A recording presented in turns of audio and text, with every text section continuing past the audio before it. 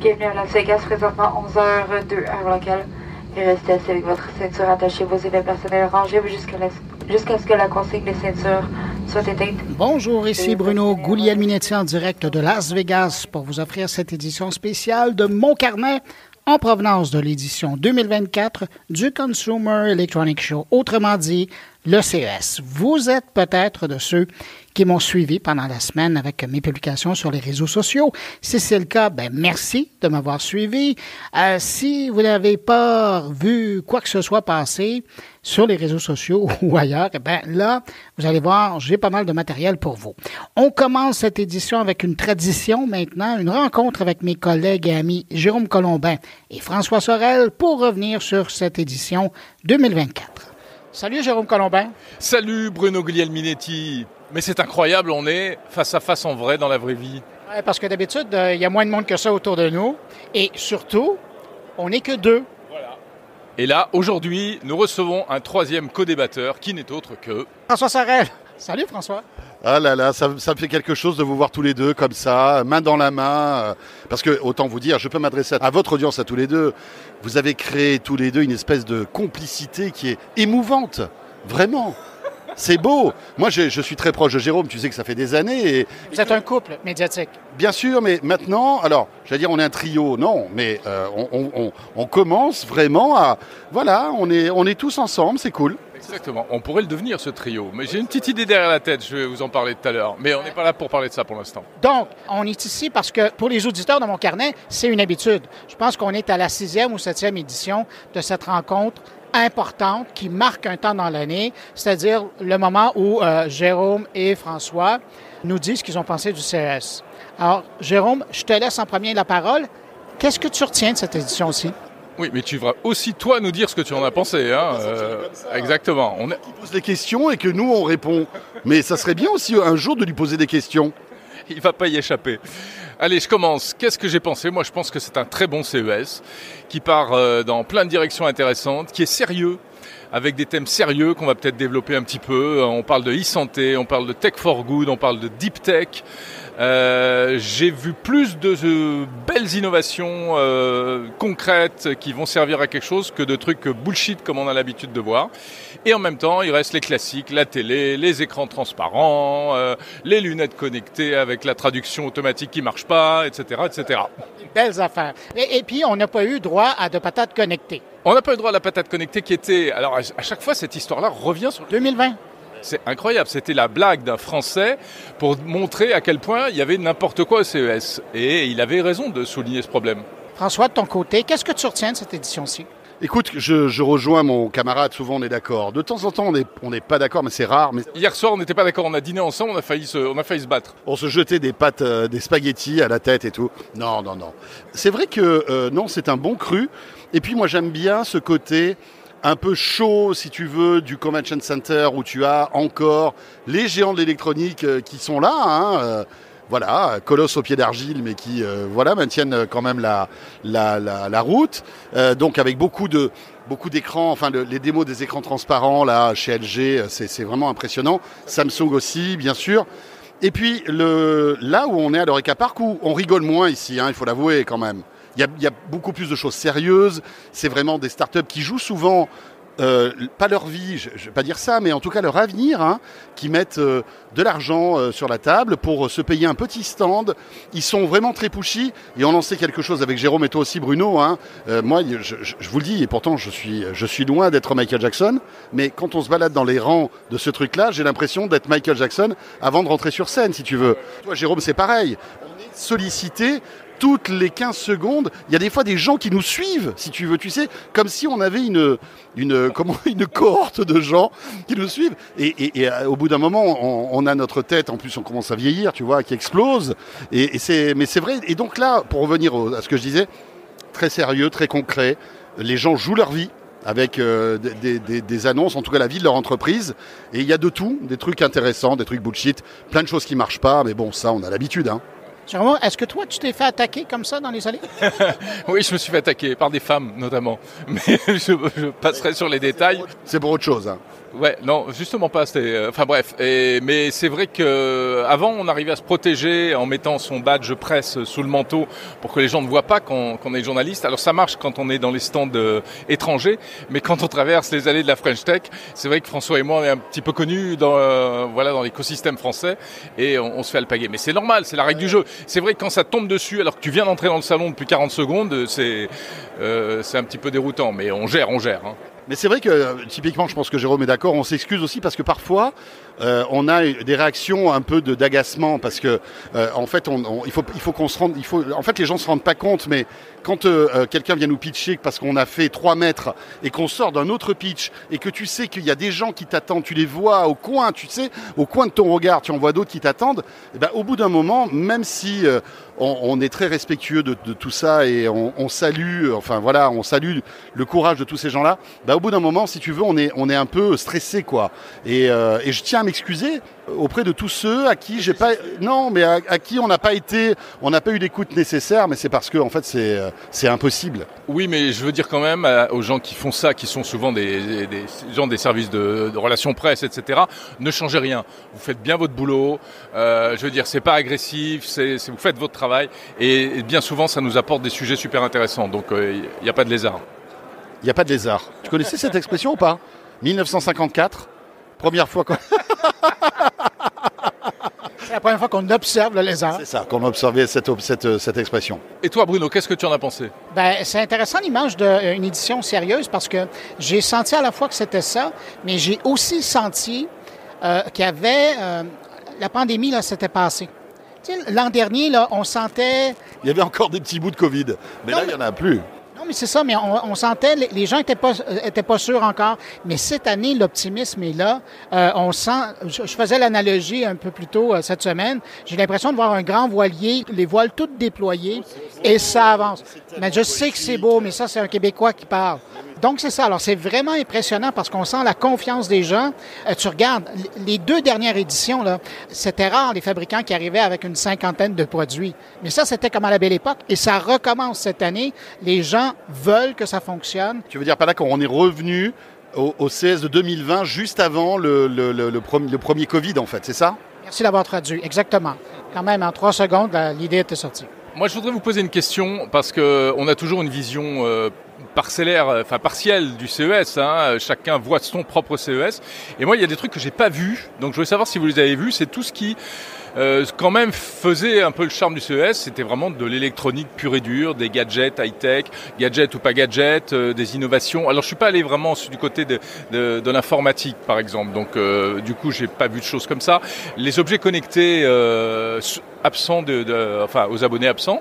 C'est bien, c'est pas bien, j'en sais rien. Qu'est-ce que vous en pensez, vous? Ben, moi, je te dirais, il y a 2 trucs que j'ai trouvé intéressants. C'est le retour des Australiens Blue Ant. Je ne sais pas si vous connaissez. Non. Bon, ils étaient présents il y a une certaine époque en Amérique et ils sont dans le son. Et à l'époque, moi, quand ils étaient arrivés dans les années, avant les années 20 de ce siècle, pas l'autre, je veux préciser. Non, parce qu'on n'arrête pas de dire qu'on est vieux, mais à un moment donné... Il ne faut pas exagérer quand même, hein, voilà. Exactement, j'apprécie. Et donc, ils étaient présents dans l'audio pour voiture avec Bluetooth et compagnie, c'était les premiers. Ils sont disparus de la carte et là, ils reviennent avec un truc... imaginez un skateboard, mais qui est retourné, enlever les roues, et ça, ce sont les haut-parleurs avec la basse qui sont sous un écran et qui vous donnent l'audio. Tu le mets où, ça? Tu l'installes où? Sous ton écran d'ordinateur, sous ton écran de moniteur. Et ça enlève le besoin d'avoir des haut-parleurs, et ça, je trouve ça chouette. Sinon, il y avait chez Lenovo, ils arrivent avec leur gamme de produits à l'énergie solaire. Ah, ça c'est bien. Mais quel type? Clavier, moniteur. Waouh, super. Qui se rechargent donc à l'énergie solaire.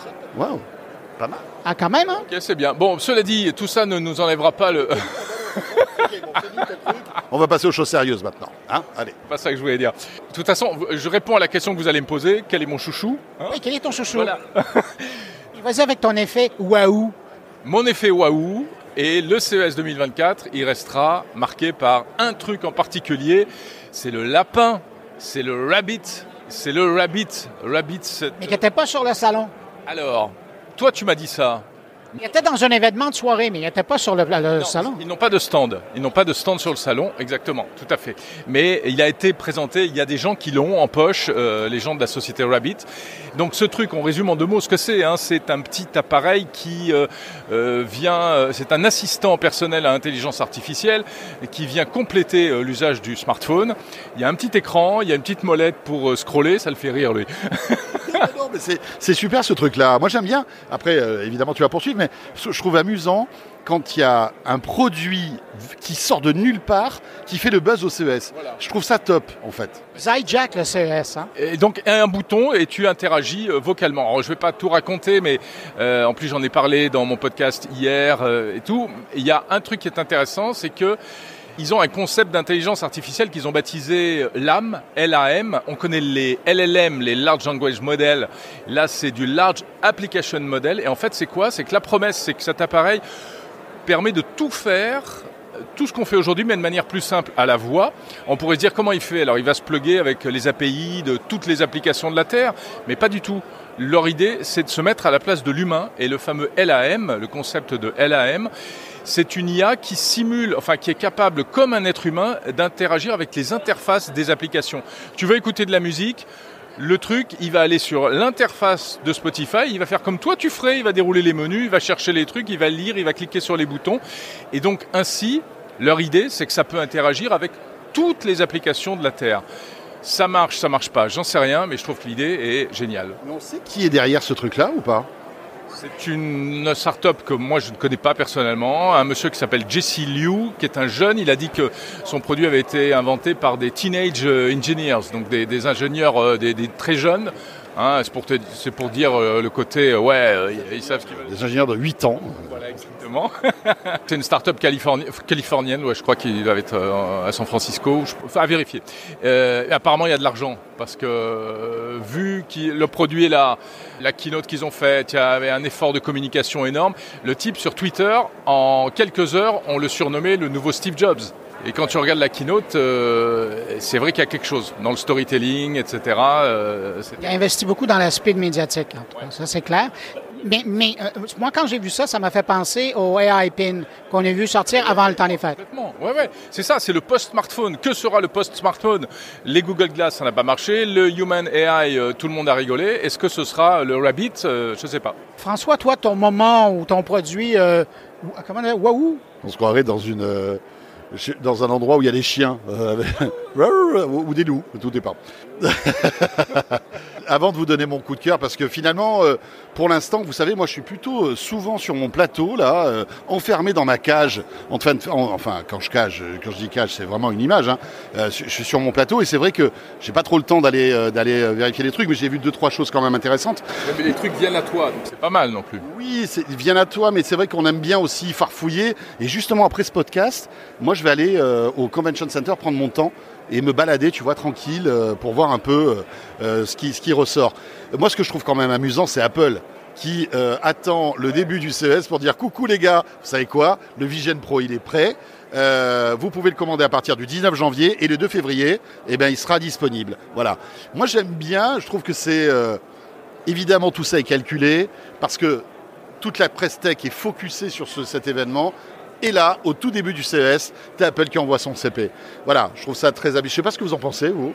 Oui, c'est exactement ça. Ils veulent profiter de l'engouement. Ils veulent aussi essayer de couper l'herbe sous le pied aux autres. Mais en fait, ça ne marche pas, quoi. Bon, on parle d'eux, mais on ne parle pas que d'eux. Ça rappelle un peu ce que Microsoft et Sony faisaient à l'époque, où 2-3 jours avant le début du CES, bang, ils sortaient leur gros truc. Non, mais c'est ce qu'a fait le Rabbit, dont je parle aussi. Ils n'exposent pas, mais ils ont fait quand même l'annonce à ce moment-là. Mais après, moi, les petits coups de cœur, il y en a plein. Moi, j'aime bien, il y a un petit Projo, je ne sais pas si vous l'avez vu, tout petit, tout mignon, hyper design chez LG, qui ressemble à, tu sais, les premières caméras qui filmaient avec une espèce de manivelle. Mais on remonte très très loin quand même là. Tu te rappelles de ça? Des caméras à manivelle, j'ai pas connu, non? C'était à l'époque des frères Lumière. Ils avaient une espèce de boîte, tu avais une manivelle, et en fait cette manivelle sur le projecteur LG, elle sert à rien, vous n'allez pas tourner pour projeter, mais ils ont essayé de retrouver un design qui est très joli, et qui s'intègre dans beaucoup d'environnements, d'appartements, de déco, etc. J'ai plus son nom, mais je l'ai trouvé très joli. Je trouve que les écrans transparents, c'est intéressant, on en parlait tout à l'heure, mais voilà. Alors après, on peut se poser la question, est-ce que demain, on se retrouvera avec comme une espèce de cadre invisible posé sur un mur parce qu'aujourd'hui, le problème de la télé, c'est que la plupart du temps, c'est moche, une télé. Ok. Alors, il y a The Frame qui fait des efforts, etc. Mais là, une télé transparente, c'est quoi l'idée? C'est de se dire, tu as un mur avec, je sais pas, moi, une tapisserie ou quelque chose, tu vois pas ta télé, tu l'allumes, paf, d'un coup, tu vois un écran qui s'éteint quand on n'a plus besoin.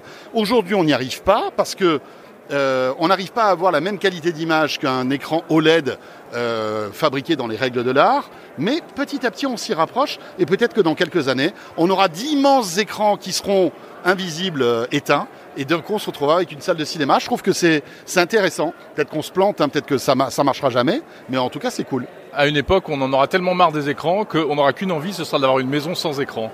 Ouais, mais tu auras toujours besoin d'écran parce que tu auras toujours envie d'avoir... Après, c'est des goûts, mais le cinéma, par exemple, tu vois, tu as toujours envie de te mater un bon film.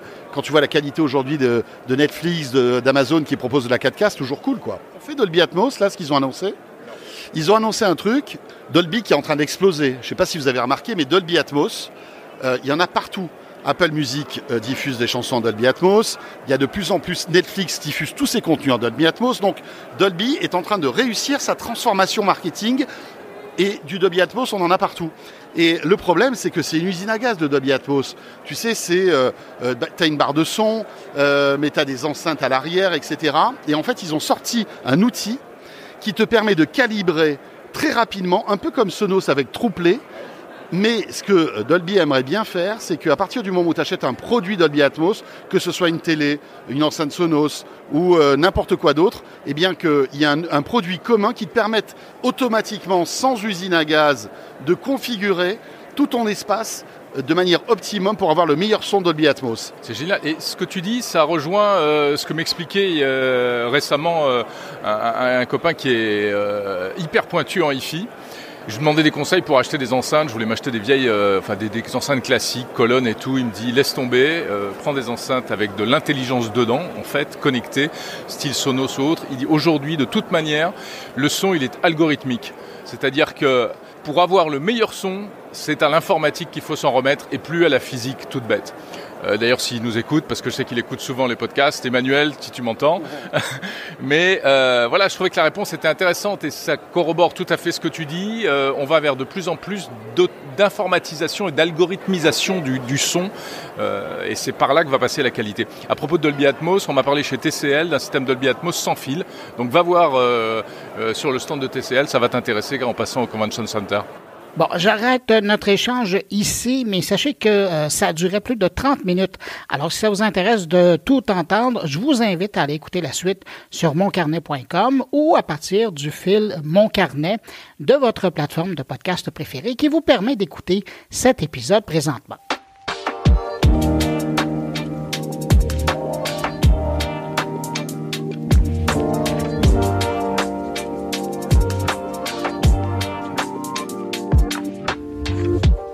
Autre tradition de cette couverture du CES de Las Vegas, c'est de prendre le pouls du Québec dans cette région des États-Unis avec le délégué général du Québec en Californie qui couvre également l'Ouest américain, dont le Nevada. Alors voici ma rencontre avec David Brulotte, c'est lui, le délégué général du Québec à Los Angeles, et sa vision de cette édition du CES pour les entreprises québécoises.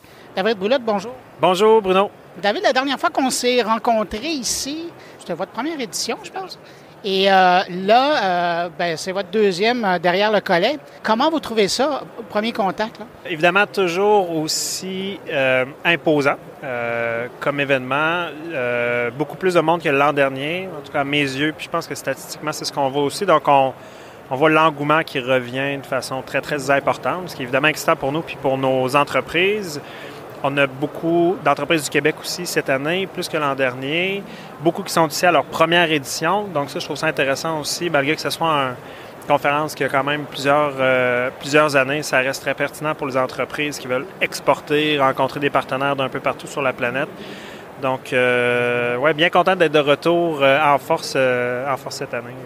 Et là, je vais en profiter parce que ça fait 1 an qu'on s'est vu. Oui.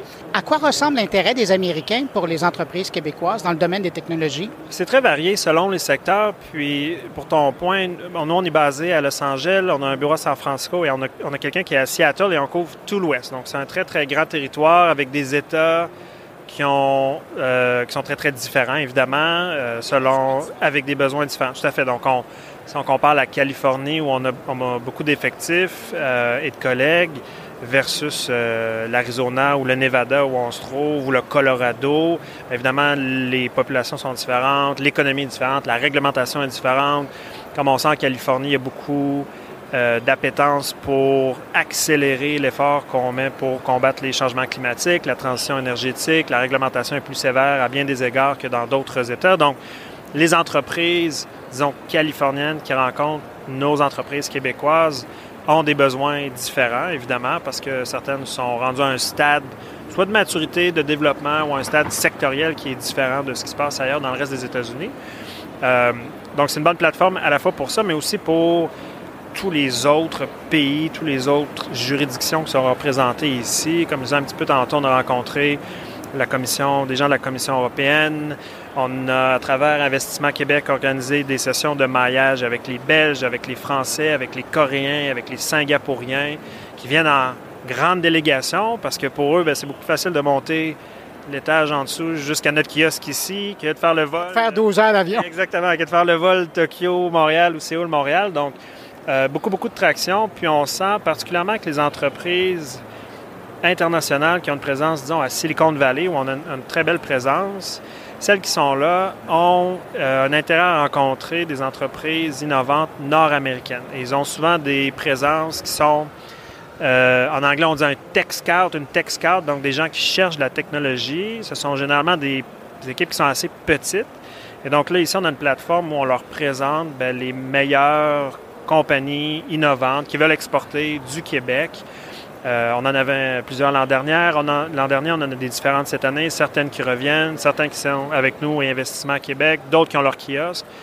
Et donc, ça permet de faire ce maillage-là qui est beaucoup plus rapide avec des gens qui n'ont pas besoin de solliciter parce qu'ils sont ici pour ça. Donc, ça accélère beaucoup le développement international de ces entreprises-là du Québec. Vous parliez des gens de la Corée du Sud, de la délégation, qui est très forte. C'est la 2e délégation ici. La dernière fois qu'on se parlait, vous me parliez toute une stratégie qui permet les entreprises québécoises, par le biais du bureau de Los Angeles, de réseauter en Asie. Comment ça fonctionne, ça? Êtes-vous dans une situation où vous commencez à atteindre ce que vous vouliez faire? Ça commence, et c'est une de nos collègues, Carmen, qui est en charge de ça. Donc, elle est seule. Ça prend quand même beaucoup d'énergie pour faire tout ça. Ceci dit, comme je mentionnais, c'est surtout à travers notre bureau de San Francisco, dans la baie de San Francisco, Silicon Valley, où ça se passe. Parce que les centres d'innovation, de recherche sont là. La concentration dans tout ce qui touche au capital de risque, aux centres d'innovation, aux centres de recherche, aux incubateurs comme Plug and Play, qui en a évidemment très, très important, sont tous situés là. Et donc, quand on va à la rencontre de ces gens-là, bien évidemment, eux, comme je mentionnais, ils ont une appétence très, très importante à aller à la rencontre de nos entreprises qui, pour eux, sont très loin. Donc, de Silicon Valley à aller au Québec, c'est quand même une bonne distance, alors qu'autour d'eux, à San Francisco, à Los Angeles, à Phoenix, à Dallas, à Houston, à Seattle, il y a déjà un écosystème très, très riche. Donc, pour nous, de les amener directement sur la côte ouest, je pense que ça a une bonne résonance pour ces gens-là qui cherchent ces technologies-là, ces innovations-là. Ça se passe bien. Je pense qu'aujourd'hui, on a quand même un bon résultat de ce qu'on a entamé l'an dernier, notamment dans le cadre d'une conférence comme CES, où, comme je mentionnais, on a eu des sessions de maillage formelles, si on veut, avec les Coréens, avec les Singapouriens. On a fait une visite tantôt avec Marie-Ève Jean, la vice-présidente chez Investissement Québec, à l'exportation sur un des kiosques d'une grande entreprise coréenne, Hyundai, qui a un fonds d'investissement aussi, qui cherche des technologies dans la mobilité, mais aussi dans tout autre domaine connexe qui est en innovation. On les connaît déjà de Silicon Valley, et donc en revenant aujourd'hui, on revient un peu voir des amis avec qui on a des très bonnes connexions, donc ça accélère beaucoup le développement. On a une entreprise l'an dernier qui a été en mesure de lever des fonds d'une grande boîte asiatique à travers une mise en relation. Plusieurs mises en relation, ce n'est pas que nous, mais c'est un des chaînons d'une grande série d'événements là, qui a fait que l'entreprise était capable de lever des fonds. Donc, on voit que ça commence à avoir de l'attraction. Quand on en parle au Québec, les gens réalisent mieux maintenant. Ah ben oui, c'est vrai. L'idée n'est pas de reconstruire quelque chose, mais c'est de dire, si je vais à San Francisco, je vais me garder une demi-journée pour rencontrer Sony Innovation Fund, Hyundai Cradle et autres. On parlait tout à l'heure en mobilité, Yamato, qui est une grande, c'est le FedEx japonais, si on veut. Ils ont des bureaux à Los Angeles, ils ont un centre de distribution. Eux cherchent aussi de la technologie en mobilité, en livraison. Et donc, voilà, cette connexion-là est très, très facile à faire. La barrière culturelle est déjà franchie parce qu'on est en territoire connu. Donc, voilà, l'attraction commence à se faire de plus en plus rapidement. Et vous qui avez quand même un passé de plusieurs années en Asie, dans le même domaine que vous avez maintenant ici, est-ce que vous trouvez que c'est plus facile pour les entrepreneurs québécois d'être sur le continent nord-américain pour s'entretenir avec des gens d'affaires, des entrepreneurs asiatiques? Oui, bien, je pense que ça fait partie d'une stratégie globale. Ça ne remplace pas, évidemment, une mission en Asie. Surtout, dans les pays où on est très, très actifs, Japon, Corée, Singapour, en Chine, où la présence et la rencontre en personne est très, très importante. Moi qui ai une expérience du Japon, c'est évidemment fondamental. Et donc, l'idée avec l'approche transpacifique dont on a parlé l'an dernier, c'est évidemment pas de se substituer à ça. Au contraire, la raison pour laquelle on a mis ça en place, et à l'époque j'étais à Tokyo, c'est de dire, bien, utilisons ça comme premier tremplin pour que les entreprises du Québec puissent se familiariser, déjà avoir quelques pistes, quelques accroches avec des entreprises du Japon ou d'ailleurs, Corée aujourd'hui, que l'on a fait. Et donc, quand ils viennent en Corée, bien, ils ont déjà eu, au Japon, ils ont déjà eu un certain nombre de rencontres avec des collègues de l'entreprise qu'elles vont aller rencontrer. Donc, le 14 heures d'avion, les frais investis, le décalage horaire, bien, ça va être un petit peu plus payant parce qu'on aura déjà franchi un certain nombre d'étapes là, au lieu d'y aller à froid comme première mission. Puis évidemment, avec l'équipe d'investissement Québec, à la fois qui couvre les États-Unis, mais aussi l'Asie, bien, c'est là où on peut faire cette espèce d'analyse, si on veut, des deux territoires pour voir bien, est-ce que les entreprises, avec ces premiers pas-là qu'on fait ici sur la côte ouest, ça peut être porteur. Mais on fait l'inverse aussi. Donc, des entreprises, on en a rencontré une plus tôt, qui a déjà beaucoup de démarches. Dans ce cas-là, c'était au Japon. On a organisé des rencontres retour, si on veut, ici, avec des partenaires japonais qui ont passé la POC, si on veut, à leurs collègues qui sont déjà ici, à CES, qui sont basés sur la côte ouest à San Francisco. Donc, on poursuit ce qui a été entamé en Asie déjà. Donc, c'est vraiment complémentaire comme approche. L'individu, David Brulotte, lui, puis je sais que vous avez plein de rencontres, là, c'est au quart d'heure votre horaire, mais est-ce qu'il y a quelque chose que vous espérez voir cette année au CES? Je dirais que, puis bon, je suis ici seulement 2 jours et demi, donc c'est assez bref. Ce qui m'a impressionné, il y a beaucoup de mobilité. Hein? Puis là, je pense que, évidemment, le Québec, on est positionné de façon exceptionnelle, la stratégie batterie, nos entreprises. Est-ce qu'on en parle un peu de batterie ici? On en parle, surtout dans un des pavillons, notamment le centre des congrès où les grandes boîtes de mobilité sont présentes et les boîtes qui ne sont pas nécessairement associées à la mobilité. On rencontrait tantôt des gens de chez John Deere, Brunswick, les bateaux sont là aussi. Et bien voilà, tout le monde doit être là, tout le monde veut faire l'effort de verdir leur équipement, dans le cas de John Deere, d'automatiser.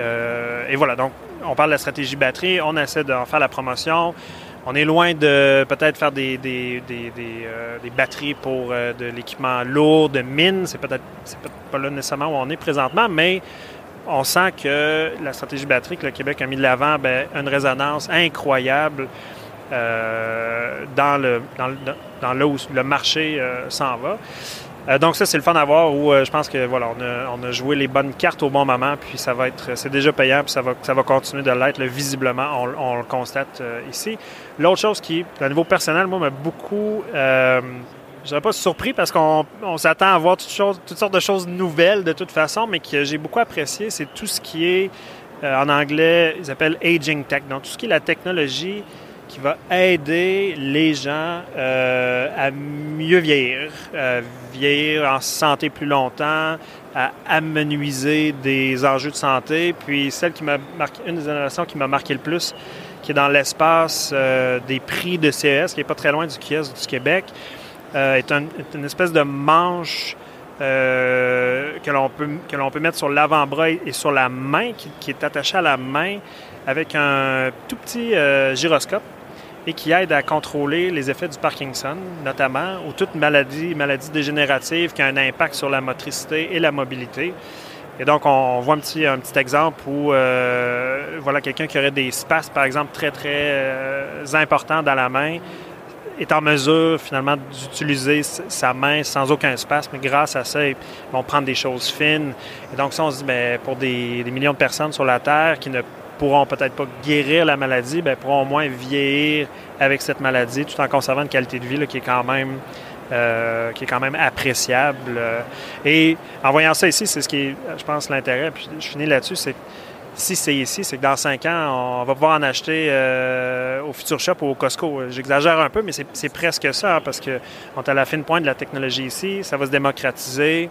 On voit des vélos électriques ici. Il y a 5 ans, c'était impensable, ça coûtait 10 000 $, puis là, il y a une allée complète de trottinettes, de vélos, de tricycles électriques. Puis bon, ce sont tous des prix qui sont très, très abordables. Donc ça, c'est quelque chose que j'ai beaucoup apprécié. Toutes les technologies qui touchent au vieillissement, genre mobilité réduite, où vraiment on essaie de faire des exosquelettes. Vu une section où il y a plusieurs exosquelettes aussi, qui sont beaucoup moins chers, beaucoup moins lourds, beaucoup moins technologiques. Donc on voit que ça va être fait vraiment pour les individus qui n'ont pas nécessairement des moyens très, très importants ou des systèmes de santé qui ne couvrent peut-être pas ce type d'équipement, mais qui vont être faciles à réparer, à installer, à acheter. Donc, on voit la démocratisation de ça. Puis ça, je trouve ça encourageant pour moi, pour mes parents, pour mes enfants éventuellement, là, qui vieilliront tous. Donc, ça, c'est ma belle découverte de cette année. David Brulotte, merci infiniment d'avoir pris de votre temps d'agenda de ministre. Puis je vous dis à l'an prochain. À l'an prochain. Toujours un plaisir. Merci, Bruno. Parlant d'entreprises québécoises, j'ai croisé un des directeurs de SM Corp. Ça, c'est un grand regroupement canadien de marchands de produits électroniques ou informatiques. Et j'étais curieux de connaître sa perception comme professionnel du commerce de l'électronique de cette édition 2024. Voici Hugo Leblanc. Il est directeur du développement des affaires chez SM Corp. Hugo Leblanc, bonjour. Bonjour Bruno. Hugo, ça doit être un peu particulier pour quelqu'un qui représente un grand groupe de boutiques spécialisées dans le monde de l'électronique de venir dans un endroit comme ici. Ça représente quoi pour vous, cette rencontre-là du CES? Pour nous, le CES, c'est une très bonne opportunité pour voir nos partenaires, les manufacturiers avec qui, au Canada, on est habitué de faire affaire. Donc, on est capable de voir les nouveaux produits, les rapporter à nos membres. Là, on est 250, 180 environ au Québec des revendeurs en informatique. Donc, avoir les nouveautés, le pouls, qu'est-ce qui s'en vient, effectuer les nouveaux programmes et aussi ramener des nouveaux produits que moi et vous avez vus sur le plancher. Qu'est-ce qu'on pourrait rapporter au Canada? Donc, il y a beaucoup d'opportunités pour les consommateurs canadiens. Et donc, pour vous, c'est un peu l'occasion de faire du lèche-vitrine, sans évidemment acheter sur place. Là, vous attendez de revenir après pour vous faire une tête puis acheter. Mais donc, c'est ça, c'est que vous magasinez, vous regardez ce qui est disponible pour commander plus tard. Oui, il y a beaucoup de délégations des États-Unis. On en a aussi de la Corée, de la Chine. Et l'un de leurs défis, c'est qu'ils n'ont pas nécessairement de distributeurs au Canada. Donc, ils débutent, sont aux États-Unis, ils tardent le pouls. Donc, on regarde qu'est-ce qu'on peut faire, qu'est-ce qu'on peut rapporter comme technologie au Canada. À l'époque, là, autour des années 2000, 1999-2000, je me souviens d'avoir parlé avec un monsieur qui était acheteur pour une grande chaîne de meubles au Canada, pour l'Est du Canada, et il me disait, là, on parle des années 2000, il y a 23 ans, il me disait, tu sais, Bruno, ce qu'on voit ici, là, dans 2-3 ans, ça va être rendu dans nos magasins. Aujourd'hui, ce qu'on voit ici, ça va arriver quand dans vos magasins? Bien, je dirais qu'il y a beaucoup de prototypes, il y a beaucoup de produits qui vont arriver. Deuxième quart, qu'est-ce qui s'en vient? On a parlé d'intelligence artificielle, Bruno, je sais que tu en parles également. On a vu aussi sur les claviers des touches qui vont aller directement sur Copilot. Donc, il y a beaucoup d'opportunités. Puis, parlant de nouveaux produits, on a maintenant des claviers, des moniteurs qui vont marcher à énergie solaire. Donc, on a le panneau qui est sur le clavier. Dès qu'on appuie sur une touche, ça va lui donner de l'énergie. Si on est mal pris, on a aussi la roulette pour lui donner de l'énergie. Mais les entreprises travaillent là-dessus. Comment qu'on va pouvoir travailler? Mettons, si votre ordinateur, votre moniteur n'a plus besoin d'être branché au mur pour avoir l'alimentation, mais que c'est seulement l'énergie solaire. Donc, oui, pourquoi pas? Pourquoi pas? C'est bien, ça va nous obliger à aller travailler dehors. Hugo, j'aimerais savoir, je reviens encore parce que c'est important, vous représentez beaucoup de monde au Canada qui achète beaucoup pour revendre à beaucoup de monde. Quand vous venez au CES, là, votre emploi du temps, il se divise comment? Est-ce qu'il est plus sur, genre, les 42 terrains de football américains, là, ou est-ce que c'est beaucoup plus dans les hôtels, les suites, faire des rencontres avec des fournisseurs potentiels et actuels? On divise beaucoup notre temps, mais notre priorité aussi, c'est de regarder nos partenaires, les nouveautés, rapporter qu'est-ce qu'il y a de nouveau. Donc, on va faire des vidéos, on va faire des captures d'écran, on va ramasser l'information pour avoir aussi des programmes pour rapporter ces produits-là. Parce que c'est ça, vous, là, le CES, c'est comme le début du travail. Parce qu'après, il faut arriver à vous faire une tête, faire des présentations et présenter ça aux gens qui font partie de votre réseau. Oui, tout à fait. Ensuite de ça, on a notre événement principal en avril où est-ce qu'on a environ 100 présentateurs là, qui sont sur place. Donc, on apporte des nouveaux manufacturiers. Donc, aujourd'hui, on a une journée spécialement là, juste sur les nouveaux produits sur le plancher. Regardez qu'est-ce qui arrive d'autres pays pour amener ça ici, là. Le CES aujourd'hui, c'est évidemment des grands noms. Vos fournisseurs sont là, on n'a pas besoin de les nommer, on les imagine bien. Mais c'est aussi là, on se parle, on est au centre des conventions principal où il y a toujours eu cette exposition-là. Il y a d'autres endroits. Je pense au Venetian Convention, je pense aussi au ARIA où il y a C-Space notamment. Est-ce que vous, ce qui vous intéresse, là aujourd'hui, vous dites que vous prenez le temps d'arpenter l'exposition, est-ce que vous, ce qui vous intéresse, c'est d'avoir quand même les grands noms ou est-ce que vous allez prendre du temps puis aller voir dans les startups pour voir qu'est-ce qui pourrait sortir sur le marché? Oui, les grands noms, c'est sûr que c'est important parce qu'on travaille avec eux directement. Puis souvent, c'est d'avoir un programme canadien qui est un peu plus difficile. Donc, ici, les grandes personnes, les décisionnels sont souvent sur place, donc on a les rencontres avec eux. Mais au niveau des startups, qu'est-ce qui est fascinant, c'est que si on a un intérêt, ils n'ont pas nécessairement un distributeur au Canada. Donc, nous, on va pouvoir les référer aux bonnes personnes pour que ça puisse rentrer là, ici au pays.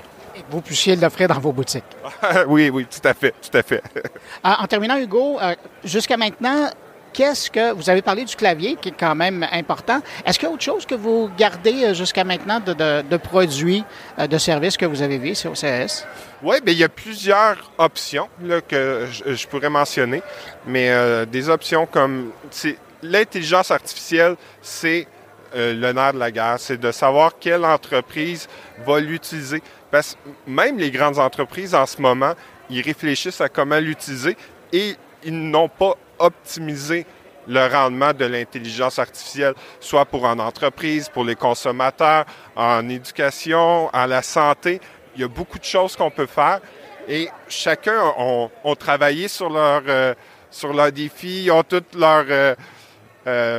en anglais, je cherche patent, c'est... Oui, c'est ça, leur licence. Oui, c'est ça. Ils ont chacun des droits sur des termes. Donc, on se lance là-dessus. Et je crois que même au courant de l'année, dans les 2 prochains mois, le monde va savoir ajuster. Donc, il y a beaucoup de nouveautés de tout le monde. Oui, c'est vrai qu'on est dans un monde incertain puis il y a du positionnement qui se fait encore. Je pense que votre exemple du fameux bouton là, qui donne accès à Copilot, chez la plupart des partenaires qui offrent des claviers chez Microsoft, c'est pour montrer un peu comment les gens sont en train de se positionner. En terminant, si vous aviez à donner un conseil pour l'an prochain pour quelqu'un qui pense venir ici, qui ne l'a jamais fait, ce serait quoi votre conseil pour venir au CES? Plusieurs choses. Le premier...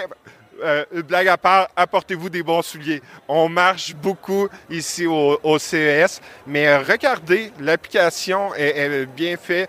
La plupart des... L'application du CES, là. Oui, l'application du CES est très bien faite. Donc, faites-vous une route, savoir qui que vous voulez rencontrer à la base. Et en second lieu, qu'est-ce que je pourrais dire?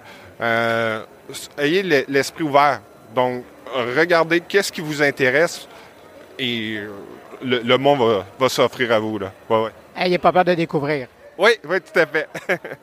Hugo Leblanc de SM Corp, merci beaucoup. Puis, bonne suite du CES. Un gros merci, Bruno.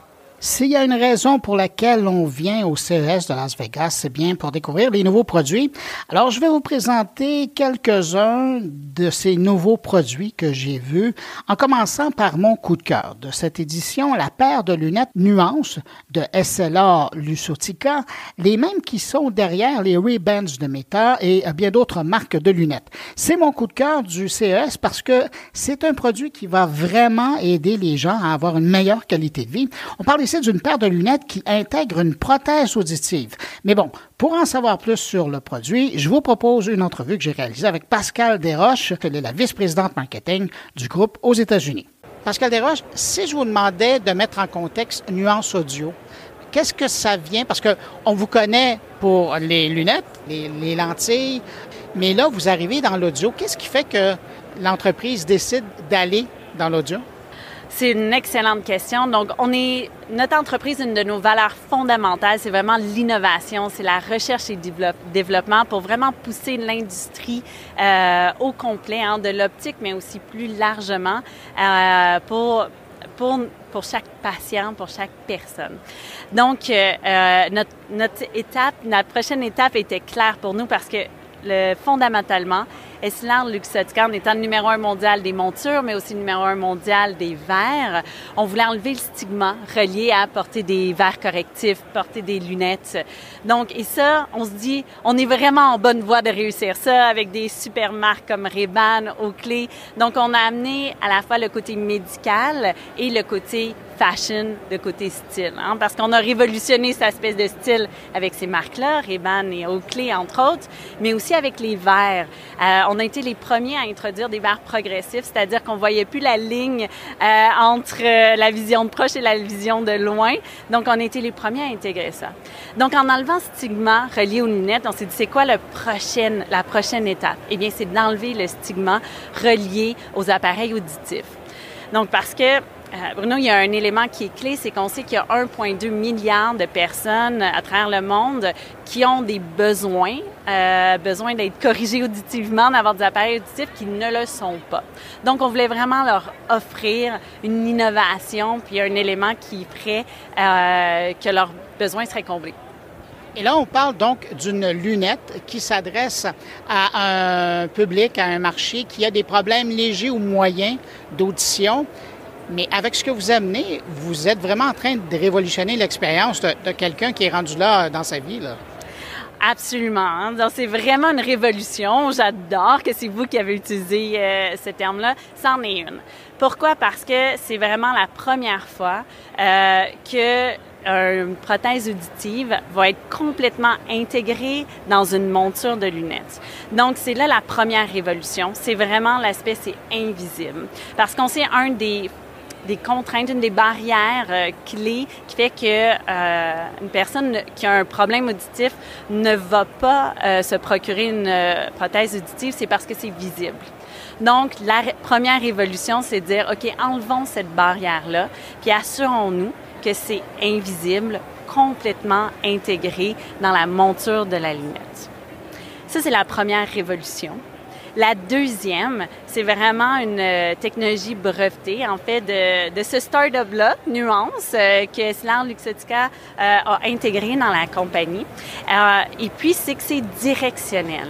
C'est-à-dire qu'il y a beaucoup de prothèses auditives qui fait que ça l'amplifie le son autour de la personne qui en a besoin. Malheureusement, amplifier des sons, tous les sons, ça l'aide pas vraiment à avoir vraiment une conversation puis à pouvoir, dans des environnements bruyants, à pouvoir focusser, à pouvoir comprendre qu'est-ce que la personne en face de nous dit. Donc, dans un restaurant, on voit tous les gens qui essaient de se rapprocher, d'essayer de lire sur les lèvres. Et puis, c'est ça la révolution avec Nuance, c'est que c'est directionnel. En mettant les lunettes, le son est amplifié seulement devant nous. Donc, deuxième révolution. Troisième révolution, c'est comment on le rend accessible. Donc, encore une fois, c'est quoi les trois barrières des prothèses auditives? Un, c'est que c'est visible. Deux, c'est qu'il y a un inconfort parce que c'est dans l'oreille. Et le troisième, c'est que c'est pas accessible à tous. Donc, les prix sont assez chers. Donc, on parle en moyenne d'un 4 000 $ pour des prothèses d'un niveau comparable de qualité à ce que Nuance peut offrir. Donc, c'est ça les 3 révolutions, c'est que chacune de ces barrières-là, on souhaite les enlever. Donc, la visibilité, c'est complètement invisible, intégré dans une lunette qui est tout à fait légère aussi. Hein? Donc, on veut pas quelque chose qui est lourd, donc extrêmement confortable. On appelle ça notre technologie à oreille ouverte, c'est-à-dire qu'on n'a rien dans l'oreille. Donc, c'est pas juste invisible, mais c'est pour le confort. Puis la 3e révolution, c'est que c'est vraiment autour du prix. Donc, on a un prix qui est très accessible pour rendre ça abordable pour tous.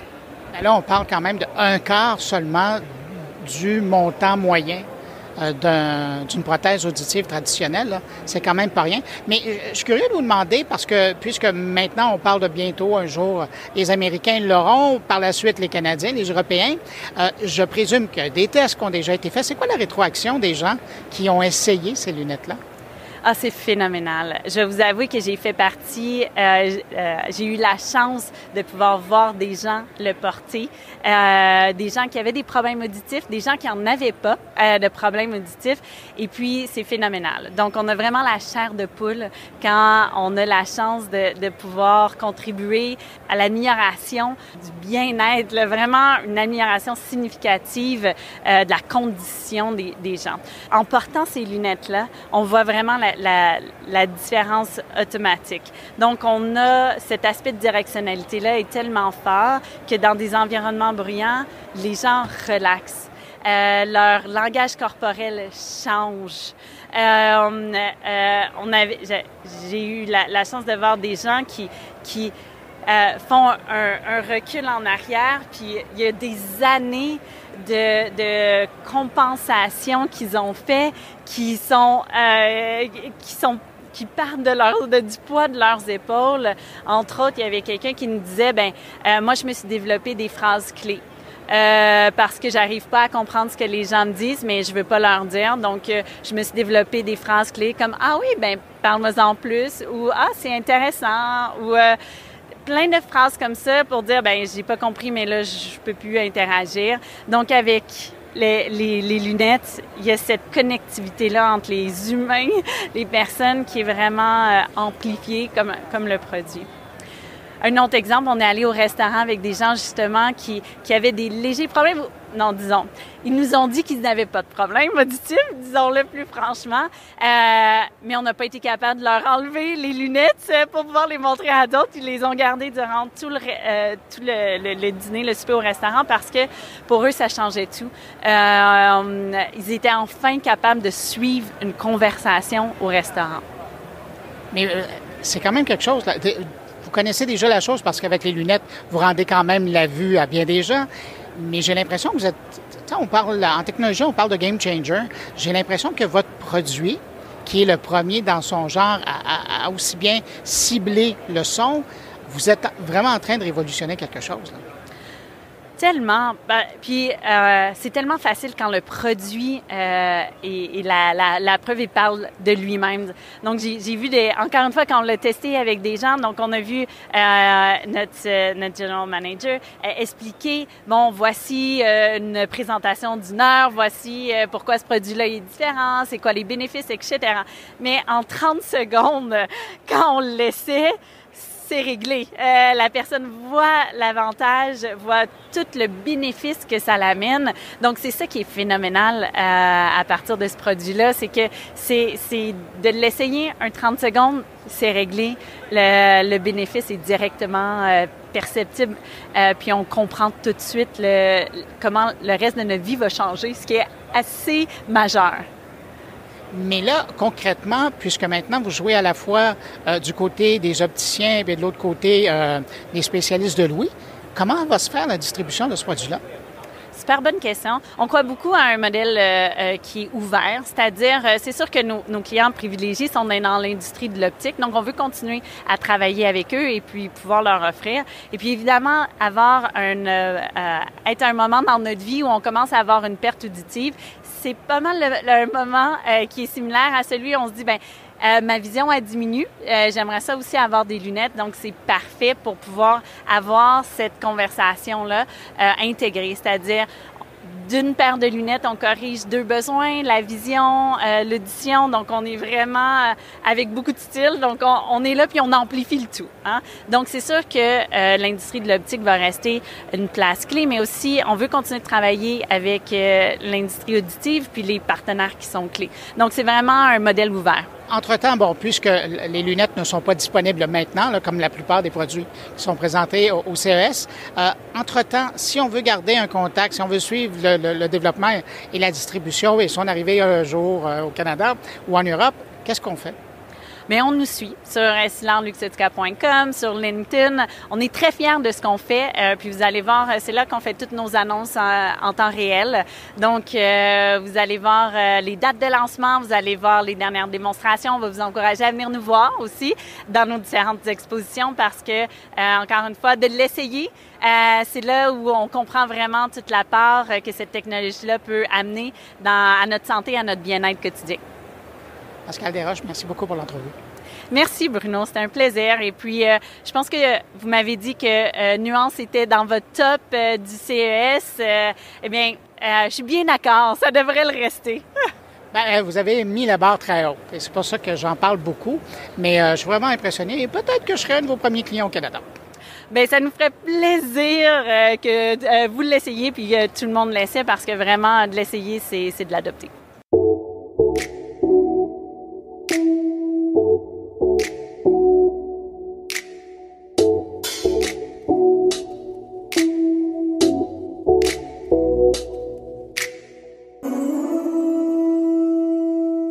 Après mon coup de cœur du CES 2024, je vous propose maintenant en rafale des rencontres avec des créateurs de nouveaux produits que j'ai croisés lors de l'événement.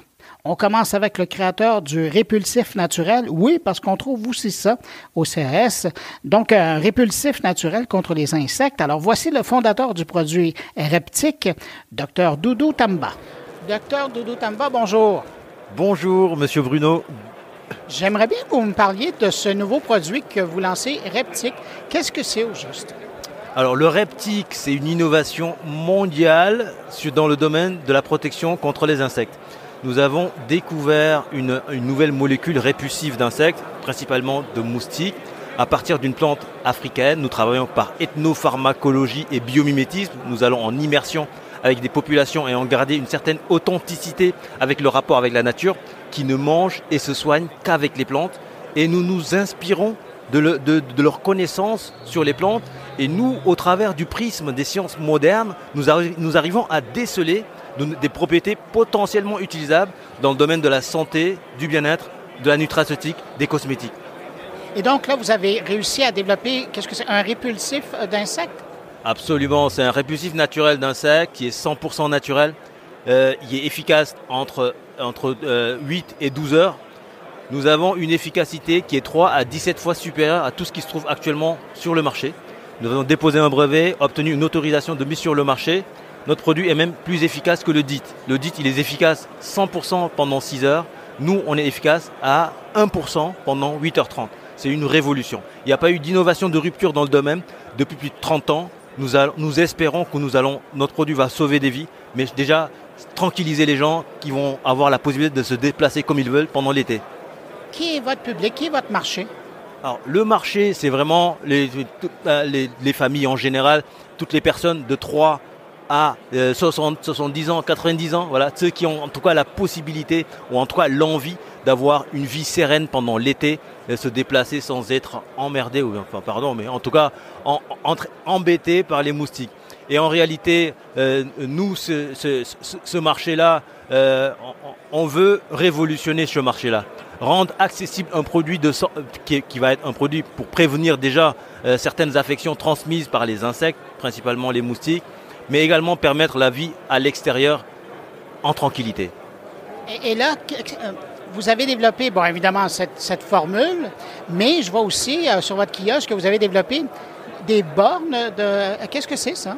Alors, c'est effectivement ce qui nous amène ici dans le CES. Nous avons réussi à développer le premier diffuseur intelligent avec notre répulsif de moustique. Est-ce que ça fait un diffuseur intelligent? Alors, il faut savoir qu'actuellement, sur le marché, vous allez avoir que des diffuseurs qu'on va brancher et qu'on va laisser tourner. Voilà. C'est une gabégie. D'ailleurs, c'est du gaspillage, un. Et deuxièmement, on ne sait pas ce qu'on respire avec tout ce qu'il y a comme produits chimiques.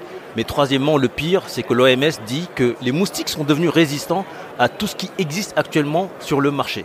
Et ça, c'est dû à ce qu'on appelle la pression de sélection. On envoie des produits chimiques aux moustiques. Ce sont des êtres intelligents. Ils ont existé avant les dinosaures. Je pense qu'ils vont nous résister. Ils vont exister après nous. Et donc, ces êtres-là, ils s'adaptent en fonction de ces quantités de produits qu'on leur met à disposition pratiquement. Et derrière, ils développent de la résistance. Nous, on veut que notre produit puisse être utilisé ad vita aeternam jusqu'à ce qu'on sorte de ce monde-là. Et donc, on a imaginé ce système-là qui va fonctionner, de diffusion qui va fonctionner avec des capteurs qui vont permettre de monitorer la quantité de produits qui va être diffusée dans l'air.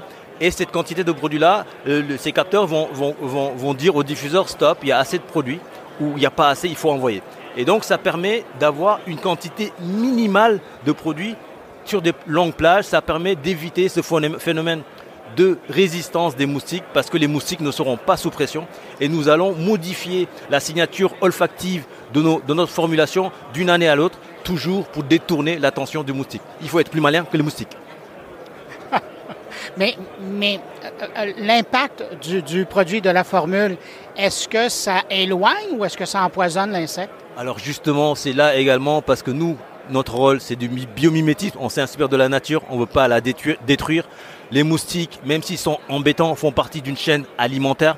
Ils nourrissent beaucoup d'oiseaux, les chauves-souris, les hirondelles, beaucoup d'autres oiseaux. Les poissons dans les étangs ou les lacs se nourrissent de larves de moustiques. Alors s'il n'y a plus de moustiques, c'est une catastrophe. C'est un écosystème qui est perturbé. Nous, on a un répulsif de moustiques. Ils éloignent les moustiques. C'est un répulsif qu'on peut utiliser, qui est 100% safe. Il est naturel, utilisable chez les enfants à partir de 3 mois. On n'a aucun problème de toxicité. Il est complètement toléré. Mais là, vous allez m'expliquer quelque chose. Vous avez développé cette formule-là à partir de plantes africaines. Vous amenez ça en Europe. Les gens qui nous écoutent, là, il y en a le 3/4 qui sont en Amérique. Est-ce que cette formule-là a de bonnes chances de pouvoir fonctionner aussi en Amérique du Nord? Absolument. Nous l'avons testé en zone tempérée, c'est-à-dire en France, et également en zone tropicale au Sénégal, d'où est originaire de la plante. Et il faut dire également, dans le domaine social, cette plante-là pose des problèmes de biodiversité. C'est une plante qui est envahissante et donc du coup, il n'y a plus de pâturage en Afrique de l'Ouest. Les gouvernements ne savent pas quoi faire de cette plante-là, ni les populations.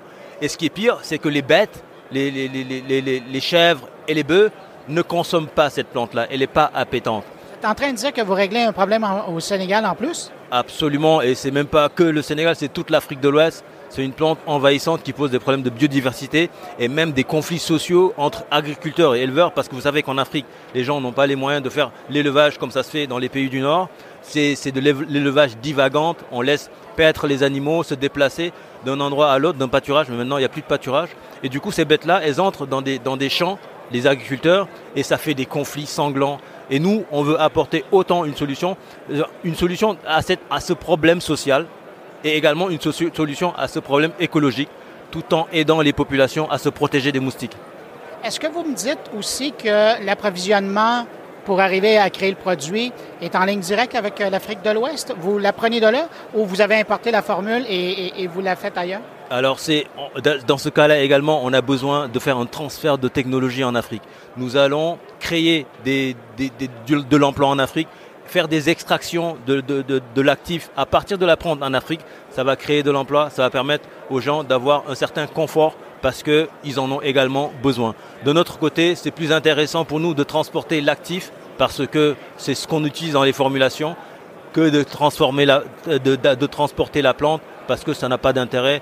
Il faut que tout le monde puisse profiter de cette nouvelle, de cette découverte. Et là, vos propos font rêver des gens, là.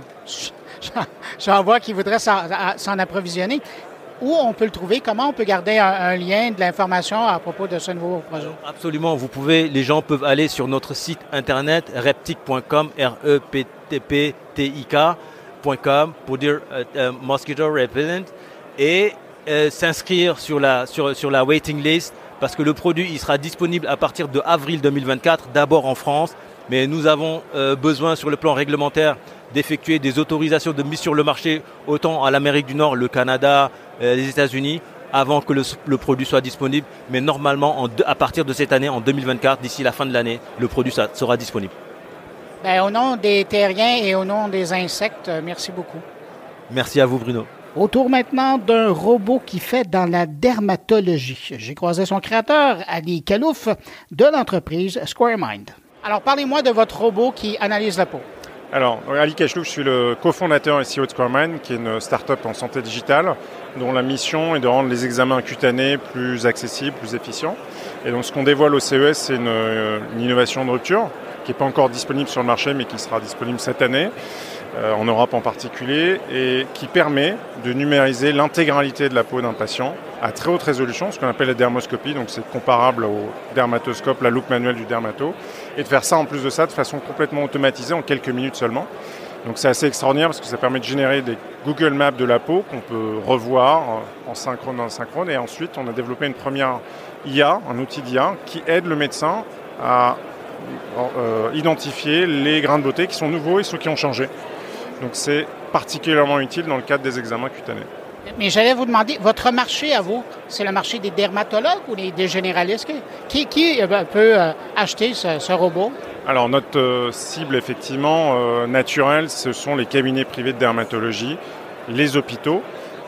Maintenant, il y a quelque chose d'assez intéressant et d'unique dans le dispositif que vous voyez ici au CES. C'est que le scan peut être opéré par un technicien, un infirmier, une infirmière. Et donc, on peut très bien imaginer aussi ce dispositif dans des zones qui sont dépourvues totalement de dermatologues et de médecins. On peut permettre à des gens d'accéder à de la santé, d'être scannés pour qu'un médecin puisse revoir ses scans et porter un diagnostic. Donc ça ne résoudra pas tout, mais c'est à minima une bonne solution pour répondre à ces enjeux. D'où vous est venue l'idée de développer un produit comme celui-là? Alors c'est notre propre déjà constat dès le départ en tant que patient. On est tous allés, je crois, chez un dermatologue et ce qu'on a constaté, c'est que c'est une discipline pour laquelle encore l'outil actuel, c'est un outil qui a été inventé il y a 30 ans, qui est cette loupe, qui a le mérite d'exister, mais qui face aux défis actuels, on le sait, d'explosion de la demande, de réduction du nombre de médecins, ne peut pas aider la médecine à scaler, comme on dit en anglais. Et on a évidemment discuté et travaillé depuis le départ main dans la main avec des praticiens de renom hospitaliers dans des cabinets en France, aux États-Unis, qui nous ont fait part aussi de ce besoin tout simplement d'innovation dans un domaine qui a assez peu changé, in fine, de prévention. Et donc on a pris nos deux mains et on a décidé d'attaquer ce problème. Et donc aujourd'hui, on a une équipe à peu près une dizaine de personnes basées à Paris avec des profils très scientifiques. Et ce que vous voyez là aujourd'hui, c'est le résultat de 4 ans de R&D, ce qu'on appelle la deep tech, de la science dure. Donc il y a beaucoup de travail et de rupture technologique derrière ce dispositif. Mais là, c'est pas à vous que je vais le dire parce que vous êtes conscient de la chose, mais vous allez amasser énormément d'informations sur la santé de la peau des Français d'abord, en Europe, des Européens après. Toute cette information-là, ça va valoir cher. Dans le domaine de la médecine, qu'est-ce que vous allez faire avec cette information-là? C'est une information, là je ne vais rien vous apprendre. En Europe, par exemple, on est soumis au RGPD, au GDPR en anglais, et donc des scans appartiennent, selon le RGPD, aux patients, et ils sont utilisés également par le médecin. Donc on n'a pas vocation, ces données, elles ont vocation en fait à permettre d'entraîner des modèles d'IA, par exemple, pour apporter la meilleure qualité de service aux patients. Mais ça reste dans un univers cloisonné qui est l'univers évidemment strictement professionnel des médecins. Et comme SquareMind va connaître un énorme succès avec sa machine, ça va se retrouver aux États-Unis notamment. Et là, les lois ne sont pas les mêmes. Est-ce que, ultimement, ces données américaines prises sur le territoire américain pourraient être vendues, pourraient être partagées à des centres de recherche? Alors pour pouvoir faire ça, il faudrait deux choses. Il faudrait qu'on en ait l'envie. Aujourd'hui, on n'a pas envie de le faire. Il faudrait l'accord du patient explicite pour que ces données anonymisées c'est important de le dire, anonymiser, puis utiliser. C'est quoi l'intérêt, par exemple, de ce que vous citez? Ce serait, par exemple, d'utiliser des métadatas ou des données anonymisées à des fins de recherche médicale. Donc, servir la science, aider, pourquoi pas, développer des nouveaux traitements, des choses de ce type. Donc, ça a quand même une finalité positive. Donc, c'est une réflexion engagée. Aujourd'hui, ce dispositif, encore une fois, n'est pas sur le marché. Il le sera en Europe et aux États-Unis d'ici la fin de l'année. Mais c'est évidemment... Si on s'engageait sur une voie pareille aux États-Unis, il faudrait, encore une fois, l'accord explicite des médecins, des patients, pour que, en fait, il faut tout simplement avoir de la transparence et dire le pourquoi et le devenir des données, c'est fondamental. De toute façon, on n'a rien à cacher sur ces sujets. Vous dites que vous avez travaillé avec des professionnels pour le développement de la machine. Il y en a qui font partie de votre équipe, mais sachant que l'intelligence artificielle aujourd'hui est tellement performante au niveau de l'analyse de données, comment ils accueillent ça d'avoir, parce que c'est presque un compétiteur, c'est un outil, mais c'est quand même, c'est très puissant. C'est une deuxième paire d'yeux. Vraiment, il faut voir ce qu'on développe comme un assistant. Ça ne remplace pas le médecin. Le médecin est toujours, vous voyez comme en radiologie, il y a aujourd'hui de l'IA en routine clinique, en radiologie. Elle n'a pas remplacé les médecins. Les radiologues, pour ceux qui utilisent l'IA, s'en servent comme un outil qui les aide. Parfois, il manque des choses parce que c'est normal, on est des humains, on peut manquer des choses. Et avoir un filet de sécurité, une deuxième paire d'yeux, c'est toujours utile. Aujourd'hui, il n'y en a pas en dermatologie. Et donc, les professionnels avec qui on travaille, mais aussi tous ceux qui découvrent la solution pour la première fois, très franchement, très objectivement, reçoivent la solution, la voient très positivement. Parce qu'il faut voir les défis aujourd'hui d'un dermatologue en particulier, des temps de plus en plus contraints. Il faut aller vite, il faut aller droit au but. Les examens cutanés, c'est quand même complexe. On est des humains, comme je disais. Le matin et le soir, on n'a pas forcément le même niveau d'attention, c'est normal. Donc avoir une deuxième paire d'yeux, c'est quand même, moi je trouve, pour moi, si je suis médecin, particulièrement rassurant et réconfortant. Et en terminant, l'échéancier pour ça, vous le dites, le robot est en développement. Vous pensez le sortir à quel moment en Europe et pour l'Amérique du Nord par la suite? Deuxième semestre en Europe, 2024, et aux États-Unis plutôt en fin d'année. Voilà, il y a encore un petit peu de travail pour perfectionner l'interface patient-dispositif pour que ce soit le plus intuitif possible, puisque en tant que patient, vous allez découvrir ce dispositif et il faudra suivre les instructions. Donc aujourd'hui, ça marche, mais il faut que ce soit excellent. Et ensuite, il y a encore un petit peu de travail sur la partie logicielle pour perfectionner les trajectoires robotiques. Mais après 4 ans de R&D, on est confiant sur le fait que cette année, ce sera disponible pour les patients et les médecins. En tout cas, au nom de tous les gens qui souffrent de maladies de peau, merci beaucoup de l'initiative. Et merci à vous. C'est un plaisir. Le CES, c'est aussi l'occasion de croiser des gens qu'on suit depuis longtemps. Et c'est le cas de l'entrepreneur française Athénaïs Oslati. Il y a 3 ans, Thierry Hubert nous l'a présenté, puis depuis, on reprend de ses nouvelles de temps en temps. Et cette année, elle était présente au CES. Alors, entre 2 kiosques, j'ai pris des nouvelles de son entreprise qui exploite une technologie qui décode l'émotion. À quoi ça ressemble votre expérience jusqu'à maintenant? Alors le CES de Las Vegas, c'est une expérience qui est extraordinaire puisque ça nous permet d'avoir une visibilité, de toucher un marché justement que l'on essaye de viser depuis le début. Donc c'est une exposition autant business que médiatique qui nous permet d'enclencher nos premiers partenariats ici aux États-Unis. Puis en même temps, plus qu'il y a de la presse étrangère, c'est plus que les États-Unis. Là. Vous avez la planète qui vient vous voir ici. Absolument, ça nous permet de rayonner à l'international et de mettre en place justement ces partenariats dont on a grandement l'envie de construire. Avant de vous parler, je parlais avec un de vos collaborateurs et je disais, votre génie à vous, en plus d'avoir développé ce que vous avez développé, c'est d'avoir été assez intelligente pour voir que l'aboutissement, c'était pas le produit, c'était la technologie que vous avez fait. Là, ça fait des années que vous poussez sur la technologie. Est-ce que vous êtes rendu là où vous vouliez aller? Alors effectivement, on est parti d'un hardware et au fur et à mesure, on s'est posé la question, qu'est-ce que Onbo? Qu'est-ce que Onbo va faire? Qu'est-ce que Onbo, à quel besoin est-ce qu'on va répondre? Et c'est pour ça qu'on s'est vraiment concentré sur le software, sur des IA émotionnels pour pouvoir toucher un plus large public. C'était vraiment ça l'objectif à la base, que cette technologie puisse servir le plus grand nombre. Et aujourd'hui, on a atteint justement un palier qui est important et c'est pour ça, et c'est ce qu'on présente d'ailleurs au CES, le développement de l'un de nos produits phares qui est la détection multimodale des émotions. Et c'est quoi la suite pour vous? en 2024? On va garder au l'année, là. En 2024, donc c'est le développement commercial justement ici aux États-Unis. C'est également mettre en place des partenariats solides dans la recherche, mais également avec des secteurs leaders du domaine, dans le domaine du sport, de l'automobile, du retail et bien sûr la prochaine levée de fonds qui sera en 2024. Ben, je suis très heureux d'avoir pris de vos nouvelles et puis je vous dis à bientôt. À bientôt, merci Bruno.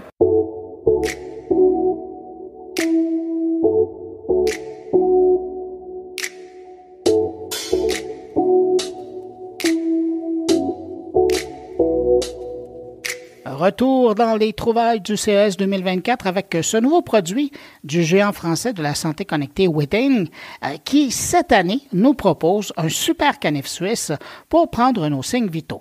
Thierry Nguyen de Withings nous le présente. Alors, je vous demanderai de me présenter le BIMO qui est la nouveauté de chez Withings. CES à Vegas 2024 pour présenter BIMO.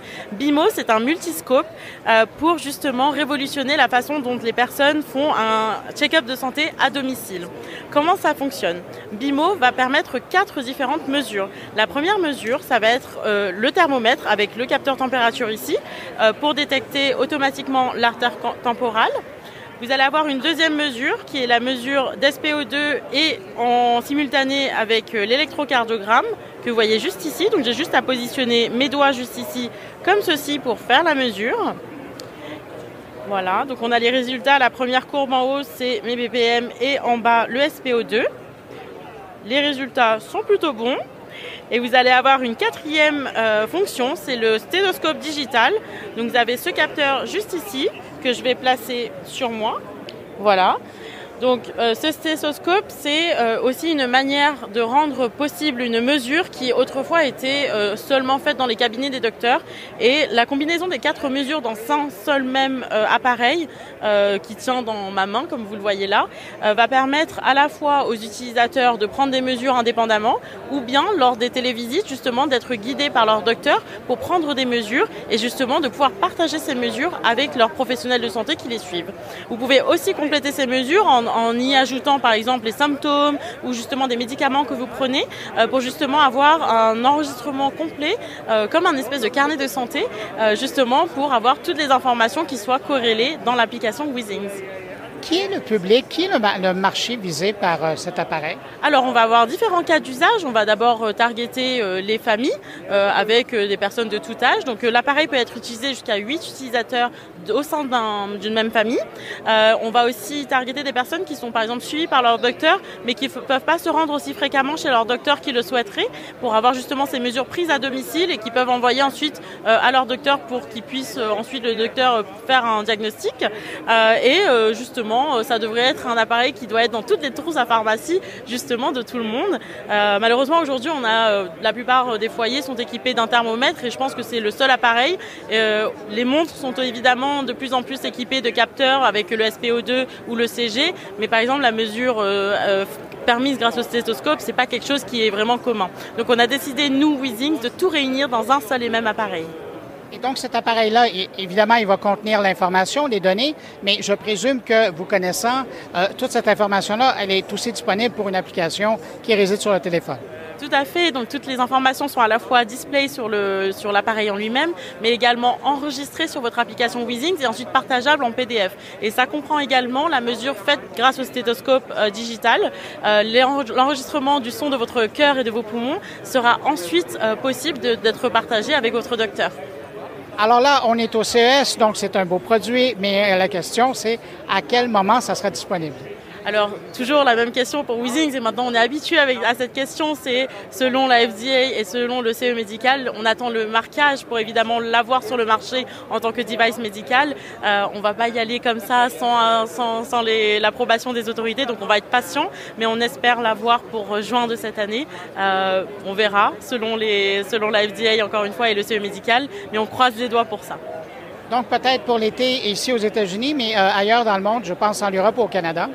L'Europe et le Canada. Alors le Canada, on essaie justement d'accélérer les choses pour que justement vous l'ayez aussi en même temps que l'Europe et les États-Unis.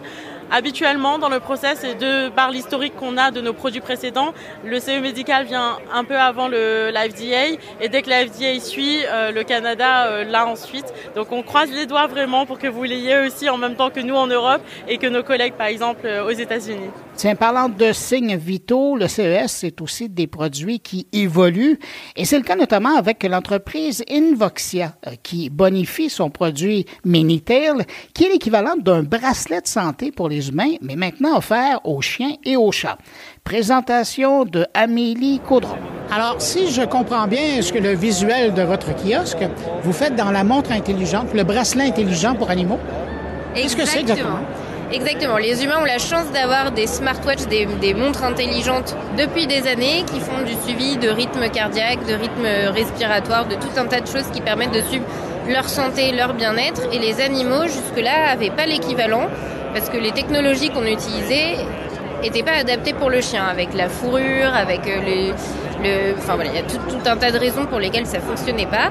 Et grâce à l'intelligence artificielle et à une technologie qu'on a passé des années à développer, à breveter, etc., on réussit aujourd'hui sur c'est une petite balise qui s'adapte à n'importe quel collier et qui va vraiment aider à faire en sorte que le chien et bientôt le chat puissent vivre plus longtemps et être mieux dans leurs pattes. Donc ça va faire du suivi de santé biométrique, donc fréquence cardiaque, respiratoire au repos, qui sont des choses très importantes pour détecter les signes précoces de maladies, de stress, de douleurs chroniques par exemple. Et ça fait aussi du suivi d'activité basé sur intelligence artificielle, donc combien de temps le chien a aboyé, a mangé, s'est promené, etc. Et ça va permettre d'avoir vraiment des données objectives quand on va voir le vétérinaire, au lieu d'essayer de deviner, de se souvenir de ce que l'animal a fait.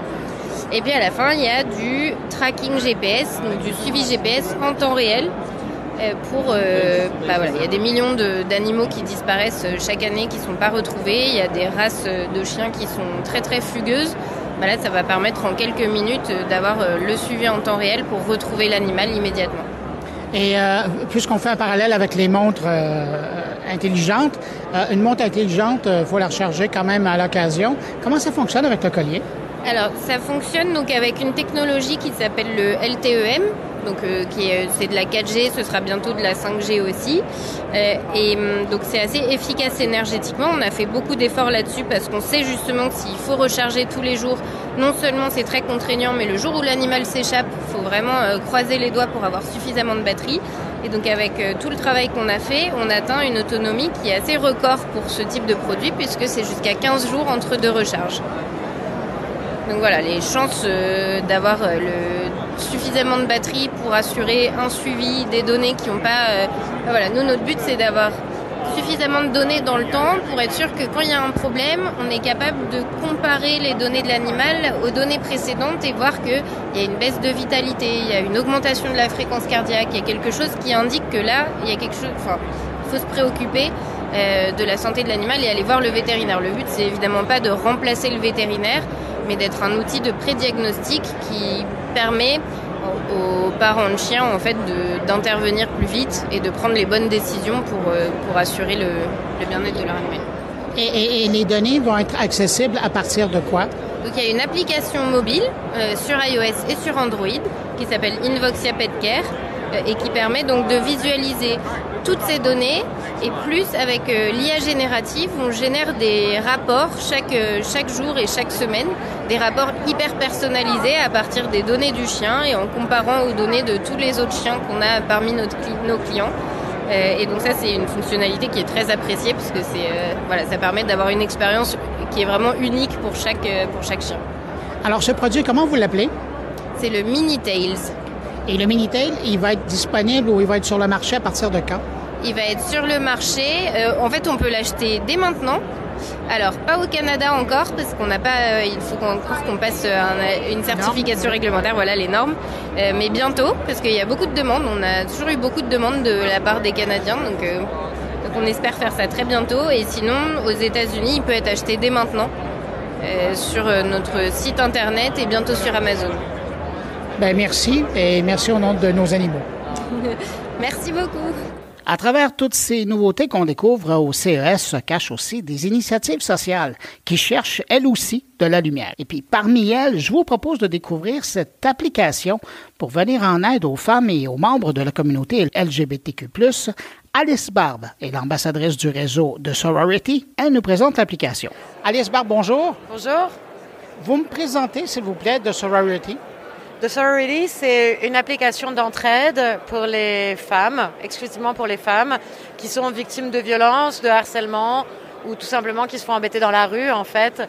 Et l'idée, c'est que toutes les femmes qui sont connectées autour puissent intervenir si la personne qui est victime appuie sur le bouton, appuie sur l'application et appelle à l'aide.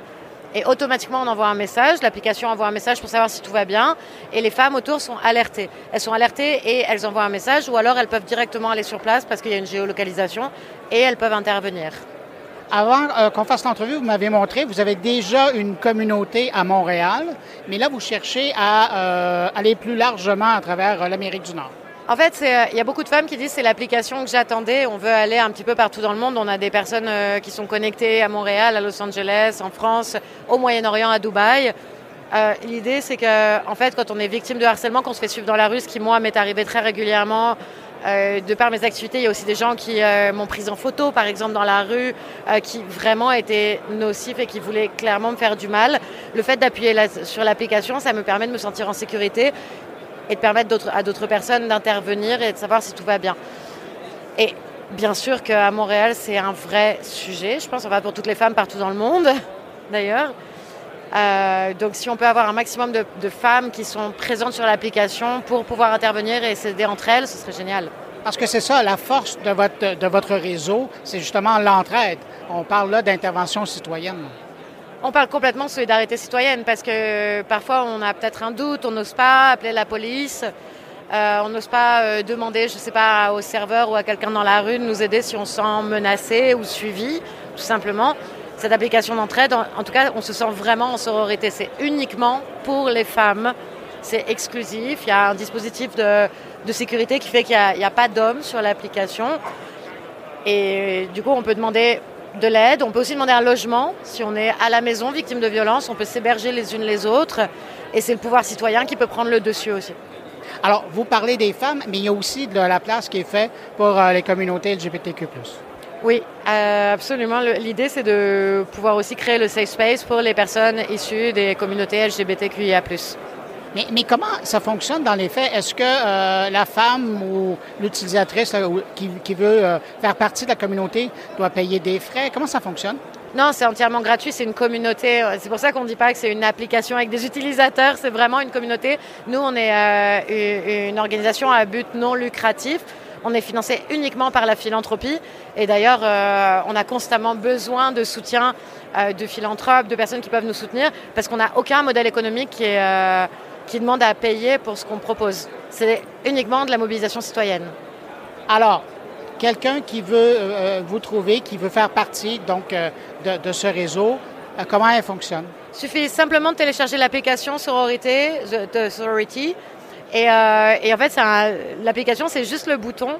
Et on appuie si on est en danger. Et on peut voir aussi sur la carte qui est autour de nous. Merci. Merci. Puis pour terminer cette édition spéciale, je vous réservais un invité de marque, le journaliste Frédéric Simotel de BFM Business, pour revenir sur un grand absent de cette édition du CES. Frédéric Simotel, bonjour. Bonjour, Bruno. Frédéric, l'infolette de cette semaine, elle vise dans le mille avec ce sujet de cybersécurité. On est au CES et à ma grande surprise, les acteurs de la cybersécurité, ils ne sont pas présents. Comment on peut expliquer ça? J'ai du mal à expliquer parce que c'est vrai, hormis quelques startups, il y en a sur le stand français, on en voit quelques-unes. Alors on voit McAfee qui est un peu sur le Convention Center, mais je me dis à l'heure où on est en train de dire que la plus grande menace qui pèse sur les entreprises, et même des entreprises, des Leroy Merlin, des Carrefour en France, tout ça disent, nous c'est la cyber, notre gros enjeu. Je me dis c'est étrange, le plus grand salon mondial de la tech, alors même s'il est B2C, on ne parle pas de cybersécurité. Et là, ça m'a surpris. Je me dis, tiens, quelqu'un m'en a parlé. Donc, j'ai commencé à aller voir un peu quels étaient les annonceurs, enfin les présents, les exposants. Et aucune grosse boîte de sécurité, les Palo Alto, tout ça. Alors, et je me suis dit, mais quelle erreur! Quelle erreur! Alors j'en ai appelé 2-3 en Europe, pourquoi vous venez pas au CES? Alors ils me disent, oh mais c'est un salon très B2C. Alors j'ai c'est faux. C'est un salon qui est plutôt B2B2C, donc des entreprises qui s'adressent à des entreprises pour revendre à des grands consommateurs. Et puis deuxièmement, à l'heure où vous dites tous, il faut qu'on sensibilise les utilisateurs, il faut que vraiment les gens comprennent que la cyber c'est important. Mais quelle vitrine ici, 150 000 personnes déjà présentes, et puis une vitrine mondiale, ça passe aux 20h, enfin si je prends pour la France, ça passe aux 20h de TF1, de France Télé, nous BFM Business on en fait les papiers, ou BFM TV on fait des papiers. Donc c'est une vitrine pour la cybersécurité de lancer un peu tout un tas de messages, pas forcément sur les produits, mais de dire voilà, pensez à vous sécuriser chez vous, dans votre entreprise, ne faites pas n'importe quoi. Et qui sont les mieux placés pour en parler? Ce sont les boîtes de sécurité, et elles ne sont pas là. Et là, je trouve qu'il y a un peu un petit couac dans leur communication, parce que lorsqu'on les voit à chaque fois, c'est nous, il faut qu'on communique davantage. En plus, il faut qu'on communique, pas forcément au RSSI, là, au CISO.